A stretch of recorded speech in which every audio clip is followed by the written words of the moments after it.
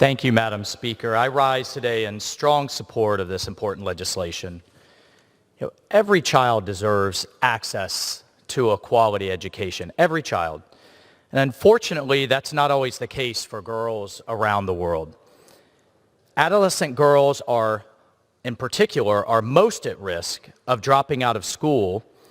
And worldwide, there are about 61 million girls between the ages of 6 and 14 that are not in school. And that is unacceptable. It's just unacceptable. And as a Green Beret who has operated all over the world, I've seen this up close and personal. I've seen this firsthand.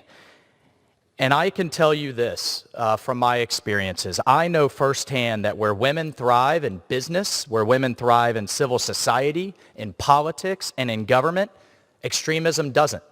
That's it. Where women thrive in all of those places, the extremists do not. So this isn't just an economic issue, although that's a very important one, or a humanitarian issue. This is a national security issue for the United States of America, for the Western world, for the entire world.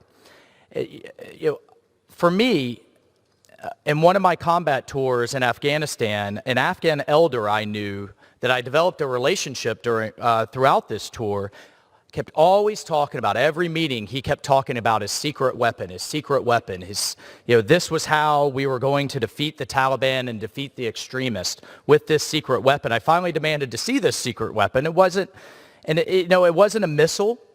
It wasn't a weapon per se at all. It was his teenage daughters. That was his secret weapon. And what he was doing was he was sneaking them out of Afghanistan and over to India to be trained as a lawyer and a doctor. And he pointed to them and said, Commander Mike, this is how we're going to defeat this extremist. This is how we are going to win.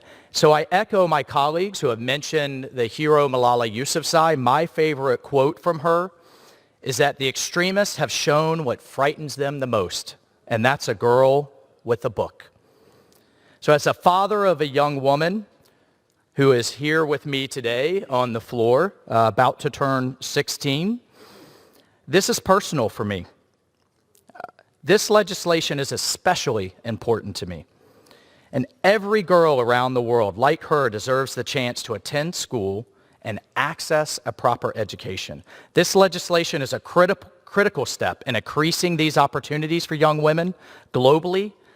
I want to commend my colleague and fellow Floridian, Madam Speaker, Representative Frankel, for her leadership on this issue. I also want to thank Ivanka Trump for her leadership. Girls' education and women's empowerment should not be a partisan issue at all. It is an American issue. It is one of leadership, and it is one of human rights, of basic human rights. I urge my colleagues to support this bill, and I yield back.